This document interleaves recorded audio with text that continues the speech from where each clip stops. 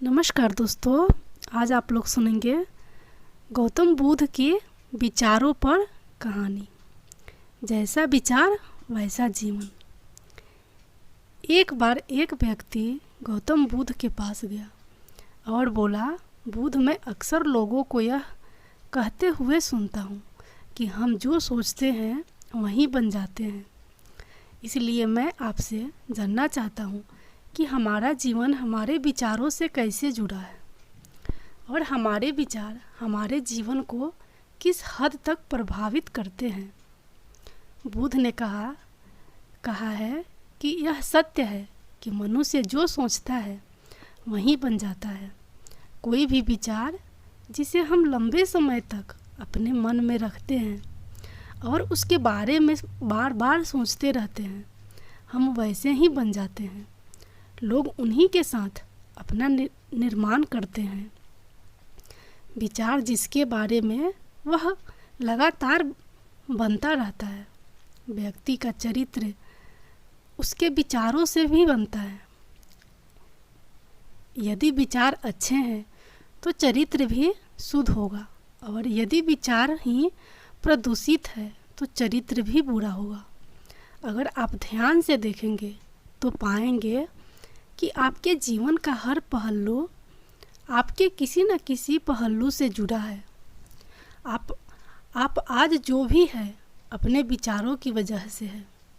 आपके विचार अच्छे या बुरे किसी न किसी तरह से आपके जीवन को अच्छा या बुरा बना रहे हैं। हम जैसा सोचते हैं वैसा ही हमारा चरित्र बन जाता है।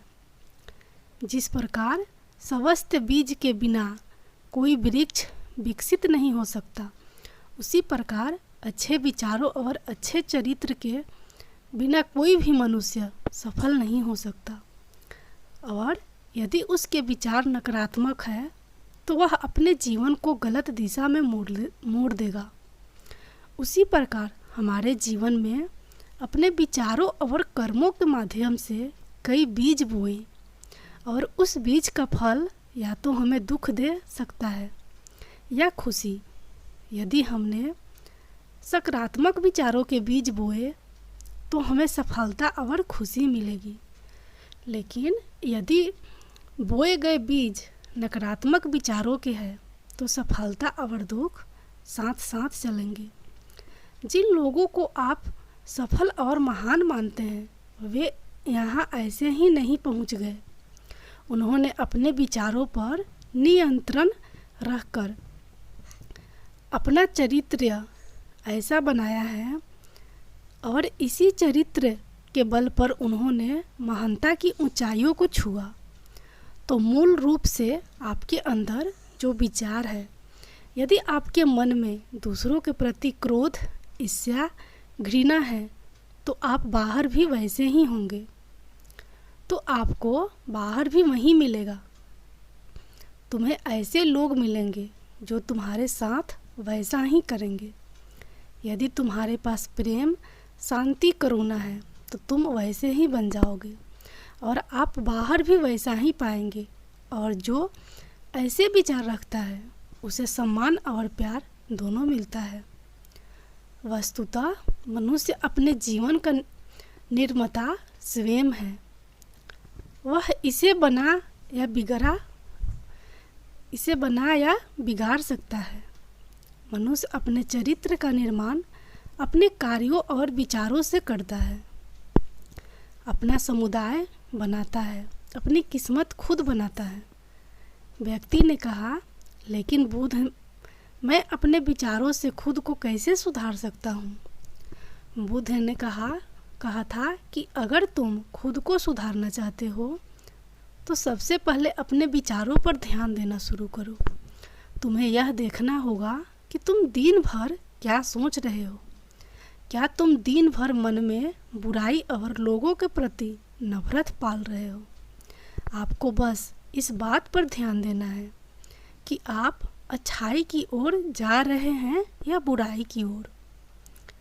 जब आप अच्छे से समझ जाएंगे कि आपके दिमाग में अच्छे विचार चलते हैं या बुरे, तभी आप अपने सोचने के तरीके में बड़ा सकारात्मक बदलाव कर पाएंगे।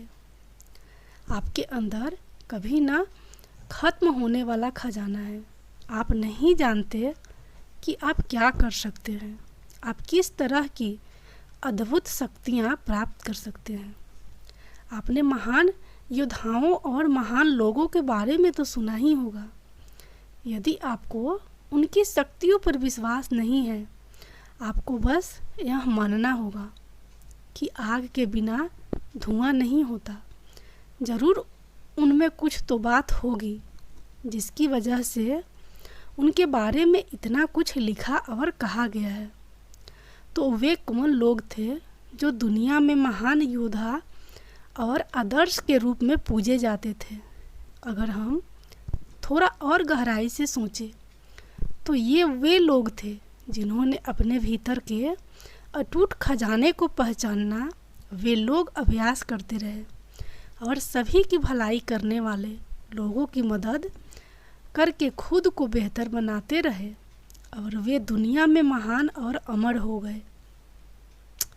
और अगर आप भी ऐसा ही करना चाहते हैं तो सबसे पहले आपको अपने विचारों पर ध्यान देना होगा। बुद्ध ने आगे कहा, एक मानव मन बगीचे से तुलना की जा सकती है। जैसे बगीचे को साफ और सुंदर रखना, समय समय पर उसमें उगने वाले खरपतवार को हटाना पड़ता है, रोज़ पानी देना पड़ता है, पौधे की देखभाल करनी पड़ती है। उसी तरह हमें अपने मन को भी सुंदर और सकारात्मक बनाए रखने के लिए उसका ख्याल रखना होगा। इसमें से लगातार नकारात्मक विचारों को हटाकर सकारात्मक विचारों की जगह देनी होगी। इसके लिए हमें डर, चिंता, नफरत और ईर्ष्या जैसी भावनाओं से खुद को दूर रखना होगा। और इसके लिए आपको अपने अंदर चल रहे विचारों पर लगातार ध्यान देना होगा। किसी भी व्यक्ति के अंदर उठने वाले विचार और उसका चरित्र अधिकतर उसके आसपास के वातावरण और परिस्थितियों पर निर्भर करते हैं। लेकिन इसका मतलब यह नहीं है कि किसी व्यक्ति की स्थिति खराब है, अतः उसके विचार सदैव त्रुटिपूर्ण रहेंगे। वह उन पर ध्यान देकर अपने विचारों को बदल सकता है, और जैसे ही उस व्यक्ति के विचार बदल जाते हैं तो उसका चरित्र और उसके काम करने का तरीका अपने आप बदल जाता है। ये सभी चीज़ें धीरे धीरे सीखनी होती हैं। विचारों के काम करने के तरीके को समझना होगा। आपको सबसे पहले यह स्वीकार करना होगा कि जो काम सामने वाला कर सकता है वह आप भी कर सकते हैं। आपको बस इसका बार बार अभ्यास करने की ज़रूरत है। नई चीज़ें सीखने की ज़रूरत है। जैसे जैसे आपका मन बदलेगा, आपकी परिस्थितियाँ भी बदल जाएंगी। आप जो विचार बीज रूप में अपने मन में डालते जाएंगे, यह धीरे धीरे आपके चरित्र और आपके कार्यों में दिखना शुरू हो जाएगा। और एक बार वह विचार आपके अंदर जड़ें जमा लेगा तो आपको सफल होने से कोई नहीं रोक सकेगा। लेकिन अगर वह बीज या विचार नकारात्मक है तो आपको भी असफलता से कोई नहीं बचा सकता। इसलिए अपने विचारों के प्रति बहुत जागरूक रहने की ज़रूरत है। आप अपने अंदर किस तरह के विचार ला रहे हैं, एक बात हमेशा याद रखें, हमें वह नहीं मिलता जो हम चाहते हैं, बल्कि हमें वह मिलता है जो हम हैं, और हम अपने विचार हैं। इसलिए इच्छा करना और उस इच्छा के बारे में अच्छा सोचते रहना और उसे पूरा करने का प्रयास करना दो बिल्कुल अलग चीज़ें हैं।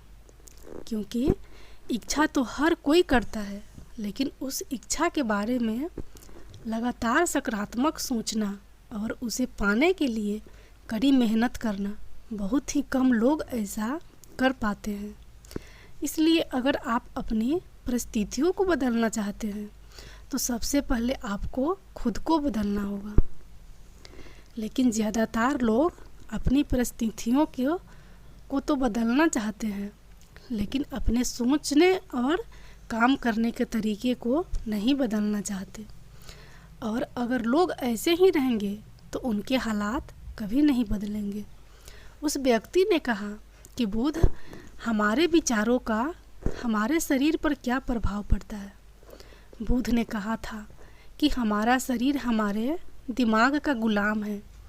हम जो भी सोचते हैं उसका पहला प्रभाव हमारे शरीर पर ही पड़ता है।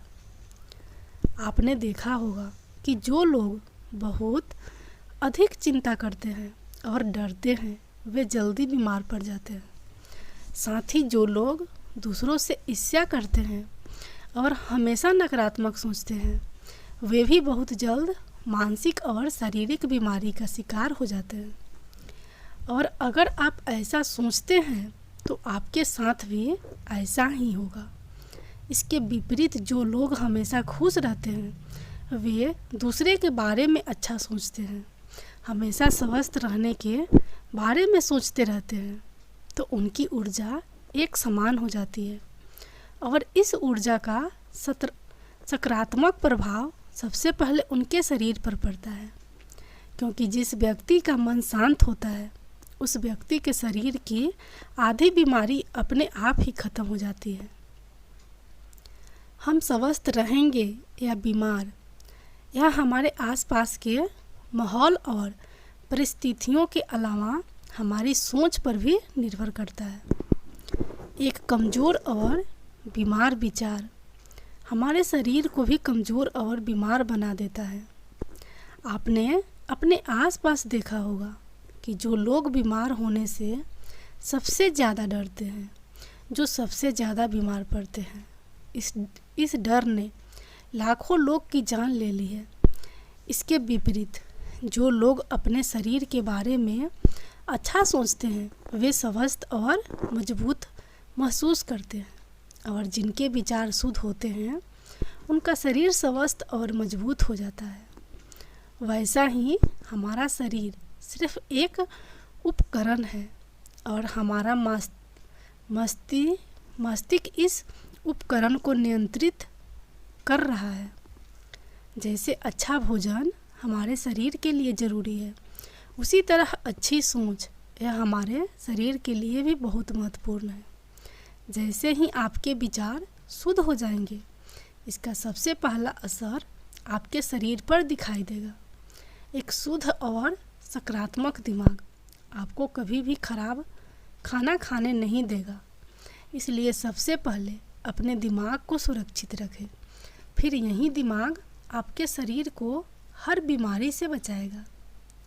यदि कोई बीमार और कमज़ोर व्यक्ति अपने शरीर को पूरी तरह से स्वस्थ बनाना चाहता है तो उसे सबसे पहले अपने शरीर को ठीक करना चाहिए। विचार और उसका मन, उसे प्रकृति के संपर्क में रहना चाहिए, उसे सूरज की रोशनी में रहना चाहिए और एक सेकंड के लिए भी अपने शरीर के बारे में नकारात्मक नहीं सोचना चाहिए। वह जैसा स्वास्थ्य चाहता है वैसा ही उसे महसूस करना चाहिए और पूरा विश्वास है कि वह वैसा बन सकता है। उस व्यक्ति ने कहा, बुध, अब आप मुझे बताएं कि हमारे विचार हमारे लक्ष्य को कैसे प्रभावित करते हैं। बुध ने बताया कि जब तक आपका लक्ष्य आपके विचारों के अनुरूप नहीं होगा तब तक आपको सफलता नहीं मिल सकती है। कहने का मतलब यह है कि आप हर दिन एक नई चीज़ सोच सकते हैं। जो मैं आज चाहता हूँ यह बनना, कल मैं वह बनना चाहता हूँ या बाद में कुछ और।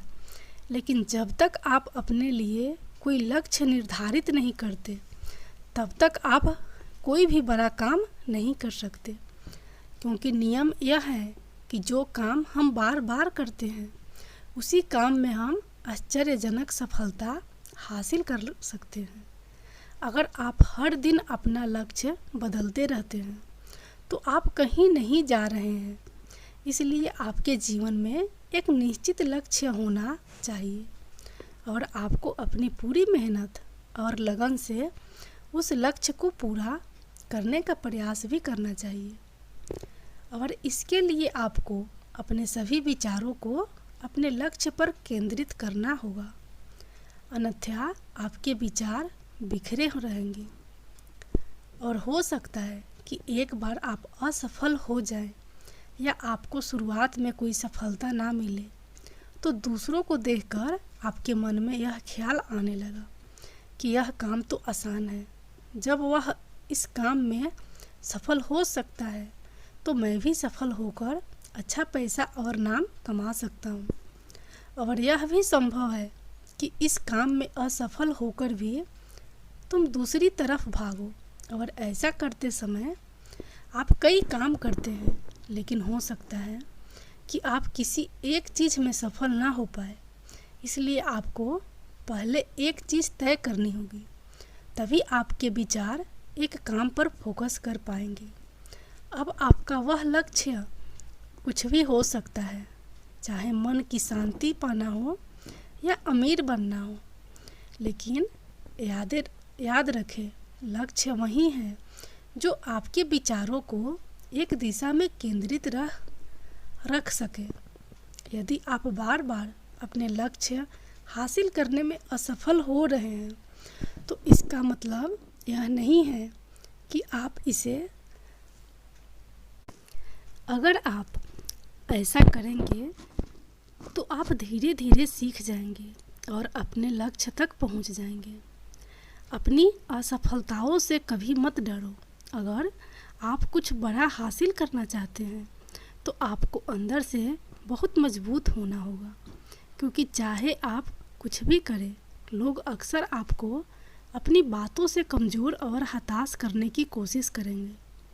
इसलिए अगर आप डरेंगे तो आप अपने किसी भी लक्ष्य को सफलता हासिल नहीं कर पाएंगे, क्योंकि डर आपकी सभी आशाओं को नष्ट कर देता है और आपके सभी विचार केवल आपके डर तक ही सीमित रह जाएंगे और डर कर आप अनंतः खुद को शारीरिक और मानसिक रूप से बीमार बना लेते हैं।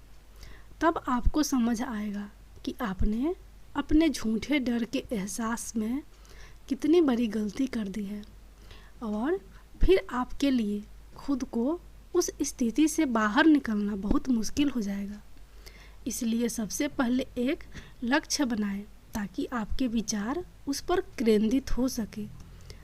उसके बाद अगर आप बार बार असफल होते हैं तो भी घबराएं नहीं, क्योंकि यह लक्ष्य हासिल करने का ही एक हिस्सा है और पूरा विश्वास रखें कि आप ज़रूर सफल होंगे और एक दिन तुम भी जाओगे। उस व्यक्ति ने कहा, बुद्ध, विचारों और मन के शांति के बीच क्या संबंध है? बुद्ध ने बताया कि मन की शांति एक ऐसा खजाना है जिसे दुनिया के 1% लोग भी हासिल नहीं कर सकते, और जिसने ये खजाना हासिल कर लिया है वह दुनिया के सबसे भाग्यशाली व्यक्ति है। वह भीड़ से अलग दिखता है। यह कहना उतना आसान नहीं है जितना लगता है। मन की शांति केवल लंबे समय तक आत्म नियंत्रण के माध्यम से ही प्राप्त की जा सकती है। जब कोई व्यक्ति खुद को समझता है और दुनिया प्यार और प्यार के बीच के अंतर को समझती है, उसके अंदर नफरत, डर और ईर्ष्या जैसी भावनाएं खत्म हो जाती है। तब एक दिन व्यक्ति को मन की सच्ची शांति मिल सकती है और यही हर इंसान का अंतिम लक्ष्य भी है। एक शांत व्यक्ति सबसे खराब परिस्थितियों में भी खुद को नियंत्रित कर सकता है। एक शांत व्यक्ति के पास जितनी मानसिक शक्ति होती है उतनी किसी और के पास नहीं होती। शांत व्यक्ति का अर्थ है वह व्यक्ति जिसका मन पूर्णतः शांत हो, क्योंकि जैसे ही आपका मन शांत हो जाता है आपके सभी विचार शांत हो जाएंगे और तब आपको महसूस होगा कि सचमुच आपका दिमाग कितना शक्तिशाली है। जैसे ही आपको मानसिक शांति मिलेगी, आप महसूस करेंगे कि आपकी मानसिक शक्ति इतनी बढ़ गई है कि आपके लिए सब कुछ आसान हो गया है। आप जहाँ भी हो, आपकी परिस्थितियाँ जो भी हो, आप खुद को स्वीकार करना शुरू कर देंगे। आप हमेशा खुश रहेंगे और अगर आप यह मुकाम हासिल करना चाहते हैं तो इसकी शुरुआत आपको अपने विचारों से करनी होगी। अपने विचारों पर नियंत्रण, और अपने विचारों पर यह नियंत्रण आप केवल और केवल ध्यान के माध्यम से ही प्राप्त कर सकते हैं। इतना कहकर बुद्ध चुप हो गए और ध्यान करने लगे, और वह व्यक्ति भी उनको प्रणाम करके चला गया। अब आप लोग सुनिए गौतम बुद्ध की दूसरी कहानी।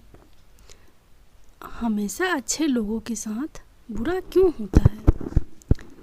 स्वार्थी यानी कि समय का अर्थ, जो इंसान समय का अर्थ जानना चाहता है, जो खुद को समझना चाहता है, क्या वो इंसान आपकी नज़र में गलत है?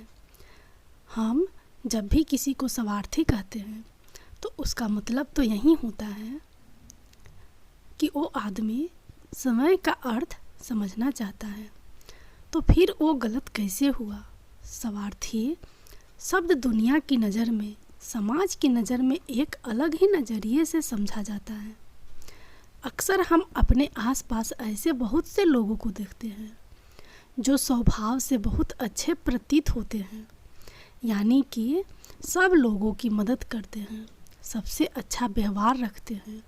लेकिन इसके साथ हमने ये भी देखा होगा कि ऐसे लोग जो स्वभाव के अच्छे होते हैं, दूसरों की मदद करते हैं, वो दुखी भी ज़्यादा रहते हैं। और जो लोग स्वार्थी होते हैं वो फलते फूलते चलते हैं। तो ऐसे में परमात्मा की सत्ता पर उंगली उठाना निश्चित है। लेकिन अगर ये सत्य है तो हमें कौन सा मार्ग अपनाना चाहिए? क्या हम भी दूसरों के जैसे बन जाए? पता नहीं आप में से कितने लोग ये मानते हैं कि अच्छे लोग जीवन में बहुत दुखी रहते हैं, लेकिन इसके पीछे का सत्य क्या है? अगर हम इसके पीछे का सत्य नहीं जानेंगे, नहीं पहचानेंगे, तो कहीं ना कहीं हमारा अवचेतन मन भी बुराई की तरफ झुक जाएगा। इसलिए अपने मन में ऐसे विचार पनपने से पहले इस बात की पूरी सच्चाई, पूरा निष्कर्ष निकाल लें, ताकि भविष्य में आपको अपने अच्छे होने के पश्चाताप ना हो, दुख ना हो। आज की जो बोध कहानी में आपको सुनाने वाली हूँ, उसमें आपको 5 ऐसे तरीके पता चलेंगे जिसके माध्यम से अगर आप कर्म करते हैं तो आप अच्छे कर्म भी कर पाएंगे और दुखी भी नहीं होंगे। एक गांव में आनंद नामक का एक युवक रहता था। उसका भरा पूरा परिवार था। उसके 2 बच्चे थे, उसकी पत्नी थी, लेकिन उसके माता पिता इस दुनिया से चल बसे थे। इसलिए पूरे परिवार की जिम्मेदारी उसी के कंधों पर थी। बच्चे अपनी पढ़ाई करते थे और उसकी पत्नी अपने घर गृहस्थी के कामों के साथ गाय, भैंस, बकरी इत्यादि का दूध बेचकर अपना घर चलाती थी। और आनंद पहाड़ में पत्थर तोड़ने का काम करता था। बहुत ही मेहनत भरा काम था। पूरे दिन काम करता तो रात को थक कर घर पर वापस लौटता। लेकिन इतनी मेहनत करने के बाद भी अगर आनंद को गांव का कोई भी आदमी मदद के लिए बुलाता तो आनंद कभी भी मना नहीं करता था। उसके जीवन का एक ही सिद्धांत था, अगर मैं दूसरों की मदद करूंगा तो परमात्मा मेरा साथ देंगे, परमात्मा मेरे साथ कुछ बुरा नहीं होने देंगे। आनंद अपने इस सिद्धांत का पालन बहुत ही कड़ाई के साथ करता था। वह इस सिद्धांत पर इतना विश्वास करता था कि अगर कोई बाहर का आदमी उससे मदद मांग ले तो वो अपने घर का काम भी अधूरा छोड़कर उस आदमी की मदद करने के लिए पहुंच जाता था, जिसकी वजह से उसकी पत्नी बहुत परेशान रहती थी। वो अक्सर आनंद को समझाने की कोशिश करती थी कि सबसे पहले अपना काम करो, अपने परिवार को देखो, दो बच्चे हैं हमारे और फिर भी तुम दूसरों के काम करने में लगे रहते हो। अरे अपने घर को तो संभालो, अपना घर संभाल नहीं रहा दूसरों की मदद करने चले हैं। और जब ऐसी बातें आनंद के कानों में पड़ती तो उसके हृदय में कांटा चुभने लगता था और उन दोनों में लड़ाई झगड़ा शुरू हो जाता था। अक्सर उनके लड़ाई झगड़े का यही सबसे बड़ा कारण होता था। लेकिन ना तो आनंद अपने आप को बदल पाया और ना ही उसकी पत्नी ने उसको समझाना कभी बंद किया।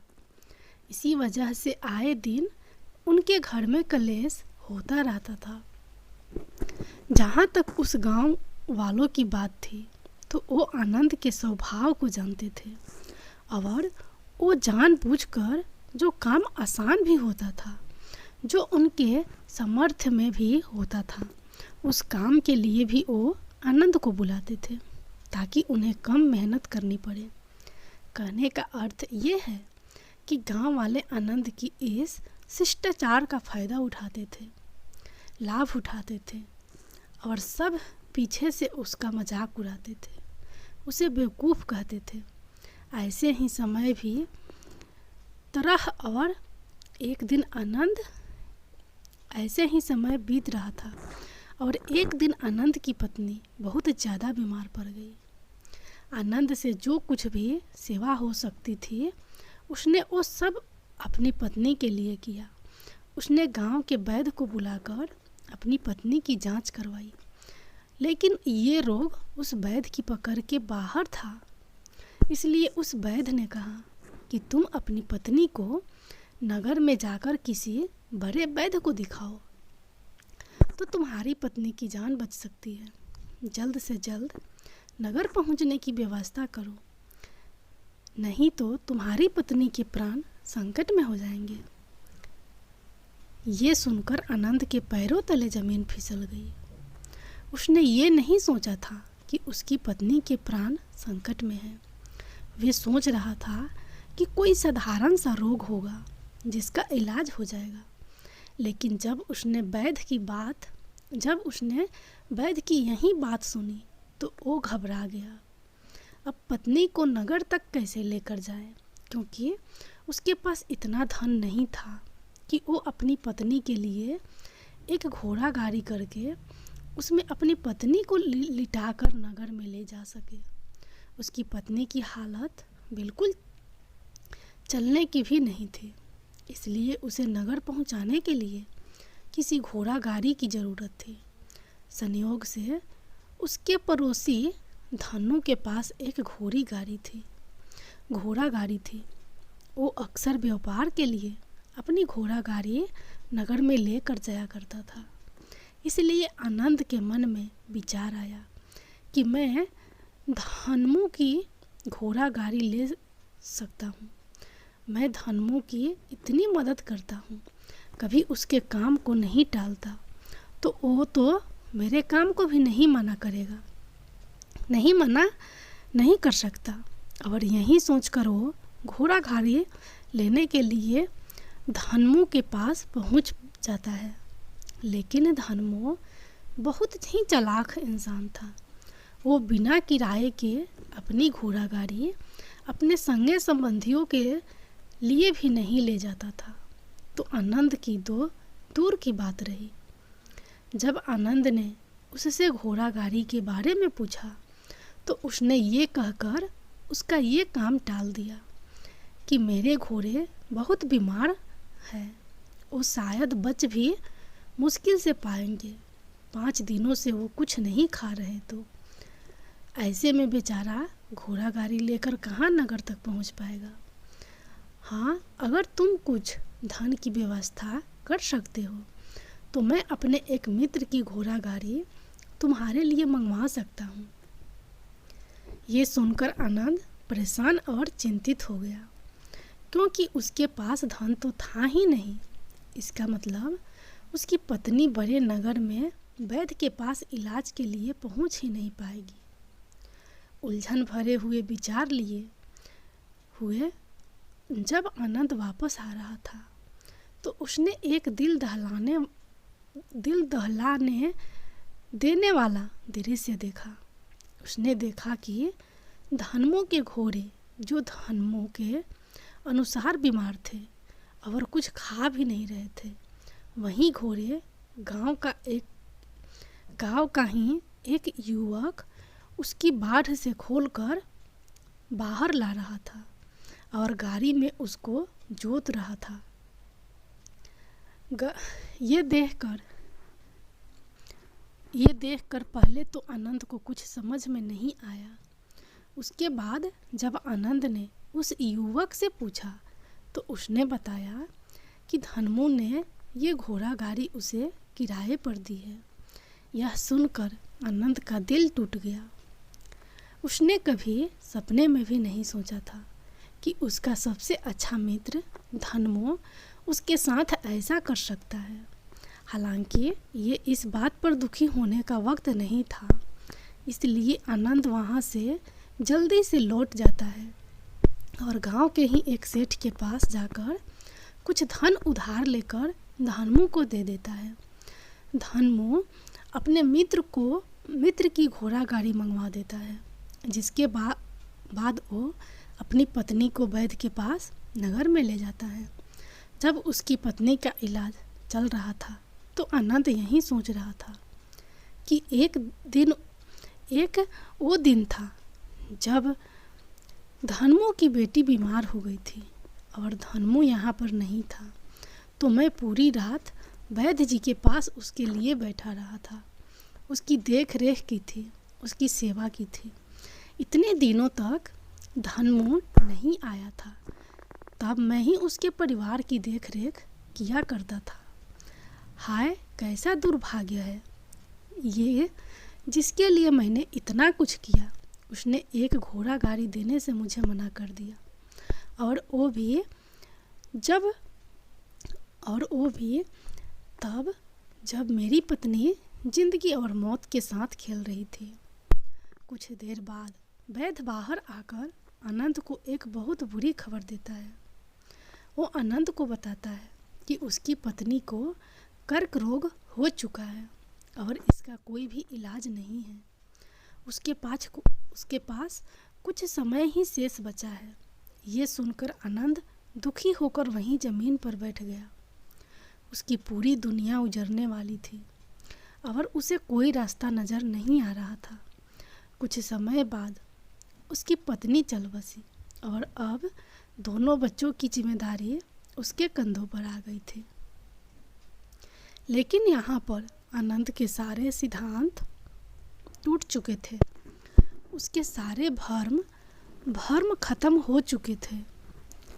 अब उसके दिमाग में एक ही बात थी कि अच्छा कर्म करने से परमात्मा साथ नहीं देता, बल्कि बुरे लोग फलते फूलते हैं, और इस बात का मैं सबसे बड़ा गवाह हूँ। ये विचार अक्सर उसके दिमाग में चलते रहते थे और इसी वजह से उसका मन धीरे धीरे संन्यास्त हो गया, देश दुनिया से दूर हट गया। और एक दिन ऐसा भी आया जब वो अपने बच्चों को अपने रिश्तेदारों के पास छोड़कर इस देश दुनिया को त्याग कर एक सन्यासी बनने के लिए घर से निकल पड़ा। उसने गांव में किसी को कुछ नहीं बताया। किसी को नहीं पता था कि आनंद अचानक कहाँ गायब हो गया। सन्यास की दीक्षा लेने के लिए वो एक बौद्ध भिक्षु के पास पहुंचता है। बौद्ध भिक्षु उस समय ध्यान में बैठे हुए थे। ध्यान से बाहर आने के बाद वो बड़े ध्यान से आनंद के चेहरे को देखते हैं और उससे सन्यासी बनने का कारण पूछते हैं। इस पर आनंद उन्हें अपनी पूरी आपबीती सुना देता है और कहता है कि हे महात्मा, इस दुनिया से मुझे कुछ भी हासिल नहीं हुआ। मेरा मन इस दुनिया में विरक्त हो चुका है। जब अपने दोस्तों ने ही मेरा साथ नहीं दिया तो इस दुनिया में रहने का क्या मतलब। और इसी वजह से मैं सन्यासी बनना चाहता हूँ। ये सुनने के बाद बौद्ध भिक्षु ने उपदेश देना शुरू किया। उन्होंने कहा कि याद रखना बेटा, जीवन से विरक्त होकर सन्यासी बनना तुम्हें परम सुख तक कभी नहीं पहुंचा सकता। परमानंद तक कभी नहीं पहुंचा सकता।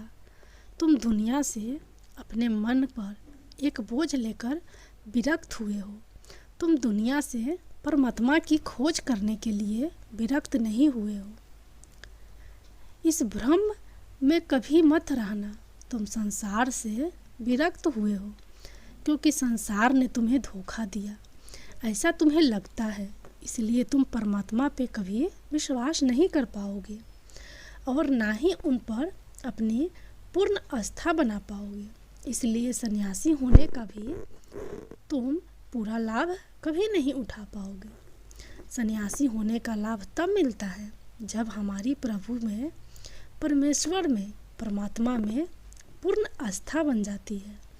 मैं तुमसे पूछता हूँ, क्या तुम्हारी आस्था परमात्मा में है? ये सुनकर अनंत कहता है कि हे महात्मा, मैं तो दुनिया देख कर आया हूँ कि जो बुरे कर्म करता है वो फलता फूलता है और जो अच्छा काम करता है उसे कुछ भी नहीं देता। परमात्मा उसे दुख देता है। इसलिए मैं परमात्मा पर अपनी पूर्ण आस्था कैसे बना सकता हूँ? ये सुनकर उस बौद्ध भिक्षु ने कहा कि यही तो मैं तुम्हें समझाना चाहता हूँ कि तुम पूरी ऊर्जा अपनी सन्यासी जीवन में लगाओ और उसके बाद भी तुम्हें फल प्राप्त ना हो तो तुम्हें कैसा लगेगा। इसलिए किसी की भी मदद करने के लिए मैं 5 सिद्धांत तुम्हें बताता हूँ। ये 5 सिद्धांत समझकर संसार में वापस लौट जाओ और संसार में एक ग्रस्त जीवन जियो। उसके बाद ही सन्यासी जीवन का उदय होता है। जब हम अपने ग्रस्त जीवन को पूर्ण रूप से समझ लेते हैं और अपनी जिम्मेदारियों का निर्वाह कर देते हैं। ये कहकर बौद्ध भिक्षु ने कहना शुरू किया कि जब भी तुम किसी की सहायता करते हो, किसी की मदद करते हो, तो उसमें सबसे पहला सिद्धांत जो ध्यान में रखने का होता है वो होता है किसी की मदद करते वक्त, किसी की सहायता करते वक्त कभी भी उससे उम्मीद मत रखना। ये मत सोचना कि आज मैंने इसकी सहायता कर दी, मदद कर दी, तो कल बदले में ये भी मेरी सहायता करेगा, मेरी मदद करेगा। अगर तुम ऐसा सोचोगे तो तुम्हें जीवन में दुखों का सामना करना ही पड़ेगा, क्योंकि एक नहीं तो दूसरा या दूसरा नहीं तो तीसरा कोई ना कोई तुम्हारी उम्मीद जरूर तोड़ेगा। और वास्तविकता में वो मदद या तो सहायता नहीं होती, वो हमारे लालच का ही एक रूप होता है। हम उसकी सहायता या मदद निर्भर तरीके से नहीं कर रहे हैं। हमारे मन में लालच का भाव है, हमारे मन में बदले का भाव है। हम ये सोचकर मदद करते हैं कि इसकी मदद कर देता हूँ तो कल ये मेरी मदद करेगा। और यही लालच हमें अक्सर उन लोगों की मदद करने पर विवश करता है जो किसी न किसी रूप में धनवान होते हैं, क्योंकि हमें लगता है कि कल ये आदमी धन द्वारा मेरी मदद कर सकता है। और इसीलिए जिस इंसान को वास्तविकता में मदद की आवश्यकता है, हो सकता है वो गरीब हो, लेकिन हमारा मन अपने लालच के वशीभूत होकर उसकी मदद कभी नहीं करेगा। इसलिए किसी की मदद और किसी की सहायता करने के अपने विचार को विस्तार दो। केवल एक प्रकार के वर्ग के लिए अपनी सहायता या अपनी मदद पेश मत करना। उन सबके लिए समान होनी चाहिए। ज़रा सोचो, एक तरफ तुम्हारा मित्र हो जिसके पास धन है, संपदा है, और दूसरी तरफ कोई गरीब औरत हो जो भूखी बैठी हुई है। तुम्हारा दोस्त तुमसे कहता है कि यार आज तो खाने के लिए अच्छे अच्छे पकवान मंगवा लो बाज़ार से, और दूसरी तरफ वो औरत तुमसे 2 सूखी रोटी मांग रही है। तो तुम किसकी मदद करोगे? कौन मदद का हकदार है? सबसे पहले हमारा कर्तव्य बनता है कि उस औरत की भूख मिटाए। लेकिन अक्सर इंसान ऐसे नहीं सोचता। वो अपने दोस्त को तो खिला देगा, उसको तो बाज़ार से बहुत महंगी वस्तु मंगा के दे देगा, लेकिन किसी गरीब की उसकी भूख मिटाने के लिए पैसा या धन नहीं देगा। दूसरी बात जो ख्याल में रखने की है वो ये है कि सहायता करते वक्त हमारा लालच कभी भी उसके साथ नहीं जुड़ना चाहिए। अक्सर हम जब किसी की मदद करते हैं तो हमारा लालच और हमारा स्वार्थी उसके साथ जुड़ा होता है, और हम अपनी भविष्य की योजना तैयार करके उस आदमी की मदद करते हैं। हम ये सोचते हैं कि अगर मैं इसका ये काम करूँगा तो भविष्य में आदमी मेरा वो पूरा काम पूरा कर देगा, और वो सहायता, वो मदद बिल्कुल भी परमात्मा के द्वार को नहीं खटखटाती, क्योंकि वो लालच है। जाहिर है आप अपने आप को धोखा देने के लिए अपने लालच को एक सहायता, एक मदद का रूप दे रहे हैं। तीसरा बात जो ख्याल रखने की है वो ये कि आपने अपने सामर्थ्य के हिसाब से दूसरे की मदद करो। कभी भी एक ग्रस्त आदमी को किसी की इतनी सहायता नहीं करनी चाहिए जिससे कि उसका परिवार और उसके बच्चे कष्ट में जीवन बिताए। सबसे पहला फर्ज हमारा होता है अपने परिवार को सुखी रखना, उनकी ज़रूरतें पूरी करना, और उसके बाद दूसरों की मदद करना आता है। लेकिन कुछ लोग दूसरों की मदद पहले करते हैं और अपने परिवार को तवज्जो कम देते हैं, जिससे कि परिवार में लड़ाई झगड़े आए दिन पनपते रहते हैं। और ये सब हम समाज में देखते रहते हैं अपने आसपास। अगली बार जो ख्याल में रखने की होती है वो ये है कि अपना कर्म, अपनी जिम्मेदारियां पहले निभानी होती है। हम अपना कर्म, अपना काम छोड़कर पहले दूसरों की मदद करने के लिए चले जाते हैं, और जब दूसरा बदले में हमारी मदद नहीं करता तो हमारा दिल दुखी हो जाता है। हम सोचते हैं कि मैंने तो अपना काम छोड़कर उस आदमी की मदद की थी और वो आदमी मेरी मदद ही नहीं कर रहा है। इसलिए अपना कर्म सर्वोपरि, अपना कर्म सबसे ऊपर, क्योंकि वही काम करने के लिए इस दुनिया में हमारा जन्म हुआ है। और सबसे आखिर में जो बात समझने की है वो ये कि परमात्मा की मर्जी से ही सब कुछ होता है। हमारा कर्तव्य है अपने कर्म को करते जाना। करनी धरनी तो ऊपर वाले के हाथ में है, इसीलिए जो कुछ भी होता है सब ऊपर वाले पे छोड़ दो। अगर कोई धोखा भी देता है तो ये समझ के चलो कि वो सब ऊपर वाले की करनी होती है। आप ये मान के चलो कि मैं करता नहीं हूँ, मैं तो एक माध्यम हूँ करने वाले, मैं तो एक माध्यम हूँ, करवाने वाला तो वो है।